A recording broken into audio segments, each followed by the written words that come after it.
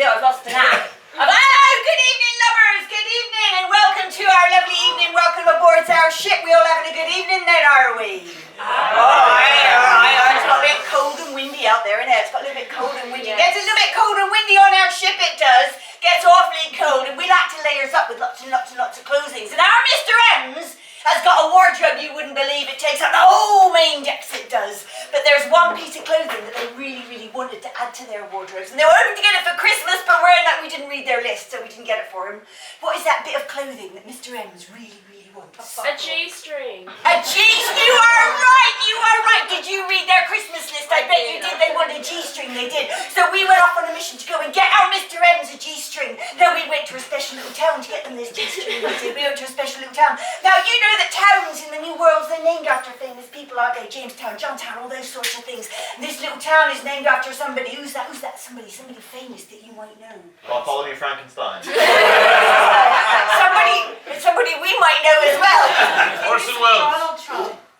Orson Welles. Right, yes, it was Wells Town. Orson Welles Town is where it was set. And so we went ashore in search of where we might get the perfect G-string for our Mr Emms. And this is how the story went.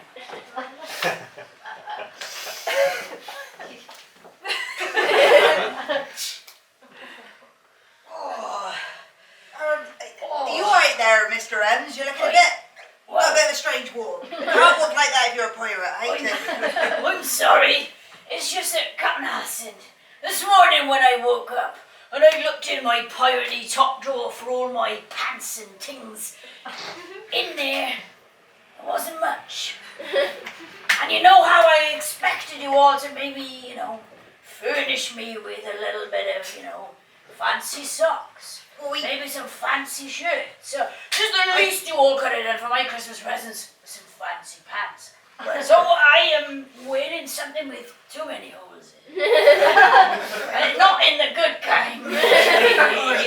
So alright, well, I think you made it slightly ungrateful, Mr Emms. Oh. I'm sorry that you didn't like your Superman figure that we got you, but we thought you would enjoy playing with him, so I apologise for that. I love my Superman figure. It's just that now these holy pants are causing me to walk. Alright, okay, well... Hey, you two! What are you doing out in the streets? Quick, get inside my tavern. Oh, dearie me. Oh, were you, tavern keeper, dragging us off the streets? Haven't you heard the news? The Martians have invaded. I heard it on my old-fashioned clockwork radio.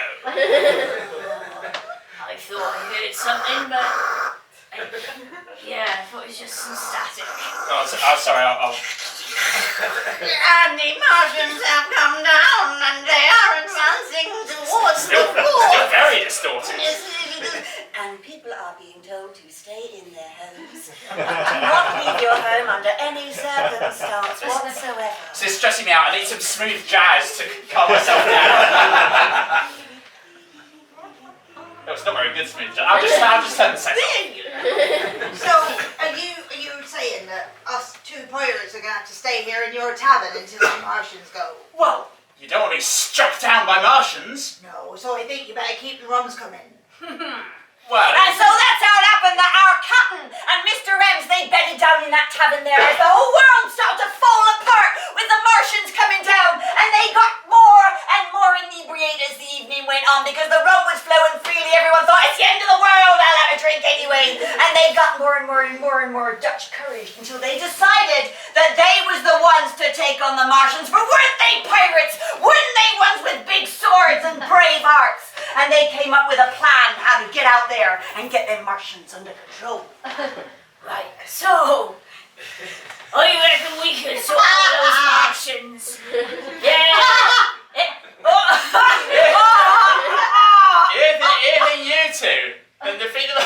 Who are you? You're just some random streeter. Hey! Oi! We're pirates of the highest order. Look at this big sword. Whoa! This is definitely... pirates? Yeah, it's definitely... You two? Yeah, look, the friggin' hat! It's Well, well you all got a hat. Alright, I don't have a hat, but, I'm... How can you be a pirate if you don't have a hat, you best say?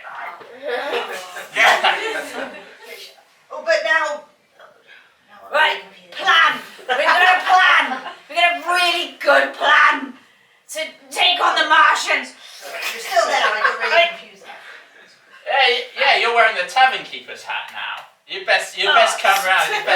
All right, I've done this before. And after much jiggery-pokery, they came up with the ideas that they was going to go out into the world and they was going to find those Martians and take them down. The tavern keeper was so impressed that they made them an oath before they left. Well, if you're going out to fight pirates, I give you my word. Oh no, you're the pirates. You're going to fight Martians. You're not Martians. No, I'm now the tavern keeper / pirate. Are you coming with us? No, Yeah. Yes, apparently. Yeah, look, I've got a sword. You're going to come with us. I think you look like a quite big, strong lad. We could do with you on board. Well, for some reason, even though I'm coming with you, I'm still going to make an oath. Since that's been established and set up. And I give you this oath. That if we defeat the Martians, you will be crowned President and Vice President of Wellestown.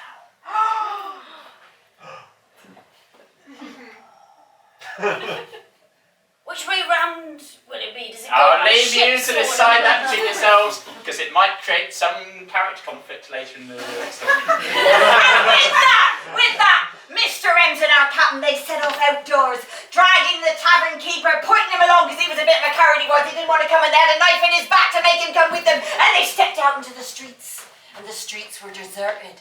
There was no one around, for everyone had fled, scared of the Martians. But there were a few little bodies lying around of people who hadn't run from the Martians, people who had been killed by the Martians. And the strange things about them was they had a kind of rosy bloom about them. A rosy bloom. And they followed the bodies on up, and they could see up there on the hill near the governor's mansion, some kind of Martian ship. It's some kind of Martian ship. With a rosy glow. I think the glow seems to be spelling out some numbers in the sky. 1, 9. Is that an 8? Yes. 4. Oh. 1984 in the sky. Why? I wonder what that could mean. Of course. Oh. We have to go to number 1984, Grinch Street. And what will we find there? Well, Mrs. Mop lives there. So maybe Mrs. Mop can tell us how to attack the spaceship? I'm still very drunk. And so with that, not really knowing why, they set off towards Mrs. Mop on 1984 Grinch Street, not knowing what they was going to go there for, not knowing what they was going to find there. Neither is do we, but that's what it's called in Crawl for. And so they set off down the street, and the sun was just starting to rise, so the cover of darkness was going to be disappearing, and then the Martians would be able to find them, and by now they were beginning to sober up and beginning to realise how much danger and peril they was really in. Oh God. I regret my choices. I regret suggesting we go visit Mrs. Mop. She's a very strange lady. I don't think she's going to help us. Maybe she'll have some books we can read to help us find I'm out. a tavern keeper in the indeterminate past. I can't read. Oh. Maybe she'll just have some peppermint tea. Mrs. Mop is famed for her peppermint tea, yes. Come on, let's go. Mrs. Mop! Mrs. Mop! Go away! It's me! Oh, hello, tavern keeper. How do I know it's you and not one of those Martians in disguise? They've been putting people's skins on, you know. Look through the hole. Usually I'm those open looking from down the other from my side. upstairs window, but I'll come downstairs and then I'll look through the hole. It's alright, I'll climb up the drain pipe to you. Oh, no, no. I'm down here and you're upstairs. Oh! Mrs. Mop, you're not in! No, I'm down here. I'll come down! Right, you come down, I'll come back. Oh, right. Oh, there you are. Oh, hello. Have you come about my tab? Yes. All right, But then. also the Martians. Oh, the Martians! I saw them. I was up there on my widow's walk and I was looking out and Seen them! I've seen them. What do they look like? Oh, what they look like. They're very tall and very large, and they tend to smoke cigars. Lots of Are cigars. you sure those are Martians? I'm pretty sure they're Martians, yeah, because they came along and they was taking people out. They came off that big ship up there. They did. You've got to save the town. There's not many of us left. I've got a book. I heard one of you talking about a book before. I've got a book, and it says that the way to defeat Martians is with love. Oh, but we're pirates. We don't love Yeah, these two are people. pirates. Oh, wait. Oh, one of them's up for some loving, apparently. I'm always up for some living. I am sometimes scared of all the anger and the tomfoolery and the the pillaging. I'm scared of prawns. They've got tiny little beady eyes. They have, yeah. Tiny little eyes, yeah. So knowing that their Mr Emms was there to give some love to the Martians, they decided valiantly and bravely to set off up the hill towards where the big Martian ship was, just as the sun was cresting over and the first rays were starting to hit upon their faces, and they could see the big door of the Martian ship start to creak open. It's all right, innkeeper. I'll protect you. Oh, it's a little Martian. Here they come. Oh, They're not as big as we were led to believe, are they? no. Let me just put my sword away in case they think So- we're here for... Tiny Martian. Oh. Hello? Aww, look how cute this one. Oh. And like that, they'd been married into the falsehood of the Martians. And before they knew it, the captain of Mr Emms watched as the tavern keeper was scooped up by the Martians, carried into the ship, and the door slammed shut. They'd lost him after taking him out, after promising to take care of him. They had lost him, they wasn't working together as he had predicted. They were vying against each other, and they had to now go and save the tavern keeper from the Martians in their big ship. I don't think my love did enough, Captain. I don't I think it you did. need love, I need love. We need to combine our love together and beam it at the ship so we can save the tavern keeper. What's the one thing that those teeny tiny aliens might love more than anything else? To get them to give us our tavern keeper back. I know this sounds really strange, but I think it might be a sledge. I've just got this weird picture in my head. I can see this weird picture in my head of a sledge, and there's a name engraved on the side of it. Rosebud. So I think that maybe if we fashion a tiny sledge out of some trees, if we put it together and we offer it up to the aliens, they'll give us the tavern keeper back. So with that, our captain and Mr Emms set off into the woods to build themselves a sledge type thing. Meanwhile, inside the Martian ship, the tavern keeper came before the Martians themselves. It was the pirates. I didn't want to come. I was happy just to... You were going to attack our ship.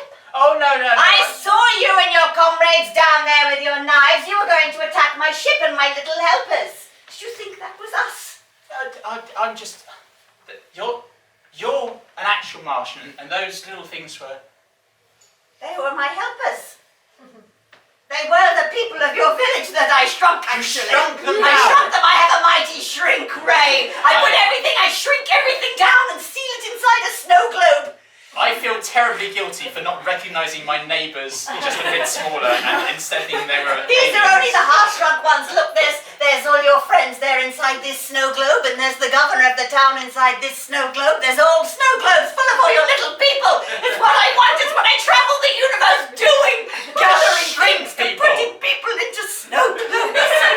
Why? Why? Why?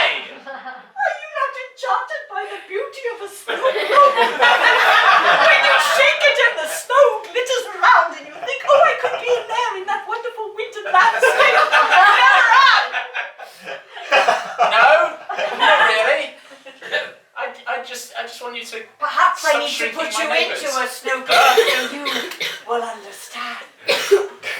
Well, why don't you shrink those pirates? Bing bong, bing bong. It's a really good bell for a you in a moment. I have the perfect scene to put you into a snow globe. I can see it already. A tavern in a snow globe. And yes, I'm coming! Better not be a salesperson. I'm not going to find a way to escape. Hello? Yarr. Arr, we come bearing gift. We have made you a sledge. We believe it might be all your heart desires. With this, I can go and live in a snow globe and sleigh around eternally. Forever, I can be sleighing in my... Come back, tavern keeper, come back. Stop trying to crawl through that air vent. You won't get anywhere anyway. It goes to the bathrooms. Here, this is the shrink ray. Let me show you. You turn it around this way. You can resize all your people. But for now, put me inside a beautiful snow globe on my sleigh. And these kind pirates have given me. And then all of a sudden, a weird Transformer-type voiceover was heard.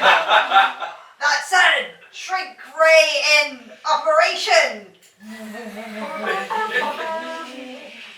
And just like that, they shrunk the mighty Martian down and the sleigh down, and they got all the snow globes and smashed them on the ground. Just like that, smashed them on the ground, and all the snow flew up the air, and they gathered it all up into a lovely, lovely snow globe that the Martian was forever sleighing around in.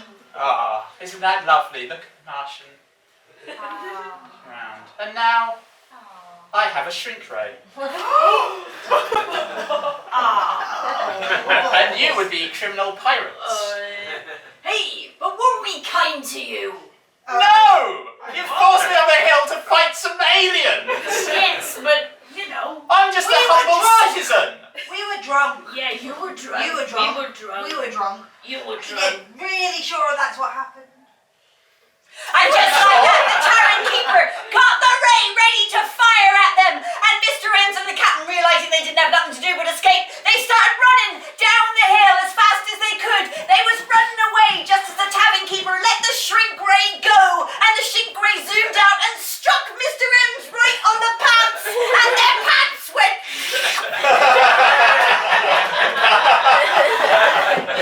And everyone got just what they wanted. And that was how our adventure of the G-string went. And now we'd like to recap our lovely story for you in the form of a limerick. A limerick, A limerick. I think we know how this goes. Yes. Poor master. Oh, okay. Mr. Emmer found themselves in need of some pants. Because they wanted to go out in their tight trousers and dance. They didn't like Superman. They were always a fan. So they found themselves in a tavern, listening to a man's rants. He told them that Martians had come down and taken over. They heard on the radio.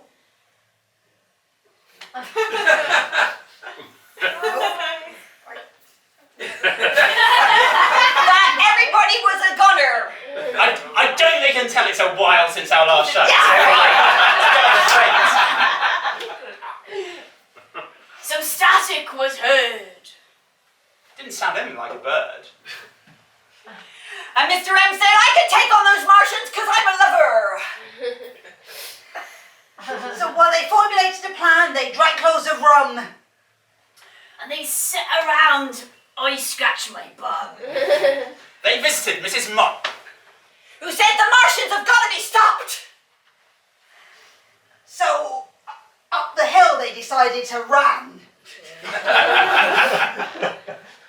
They looked with a glow, with a big spaceship there. It was a scary sight. It fair raised their hair. The tavern keeper was taken in. But he'd committed lots of sins. But those pirates were brave, and they did dare. The Martian revealed the people she did shrink.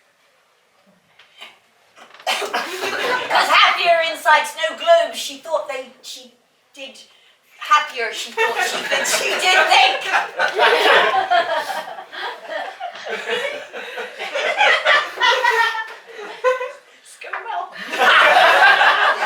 While that was happening, We were over here dancing and And they turned the tables in a blink. For they went to the woods and they built a mighty sledge. they took it to the Martian. It was the size of his head. the Martian was happy. And didn't get in a flappy. Please shrink me down, put me in a globe, is what he said. Then the tavern keeper had the shrinking ray. And he chased Mr Emms and the captain almost all day. He shot them in the bum. Which didn't make Mr Emms glum. Because she'd got the G-string she'd wanted all day! Hey! Thank you very much, everybody. We've been Pirates Proud. You can find us on all the regular socials medias and have a lovely evening.